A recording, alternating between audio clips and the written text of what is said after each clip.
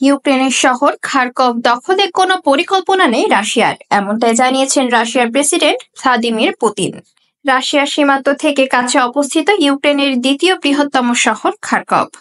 সম্প্রতি রাশিয়ার সেনারা সীমান্ত অতিক্রম করে খার্কভের দিকে অগ্রসর হচ্ছে। এরই মধ্যে বিশাল এলাকা দখল করে নিয়েছে তারা। ফলে অনেকেই ধারণা করেছিলেন যে রাশিয়া হয়তো পূর্বাঞ্চলের পাশাপাশি ইউক্রেনের আরো অন্য এলাকাও দখল করে নেবে।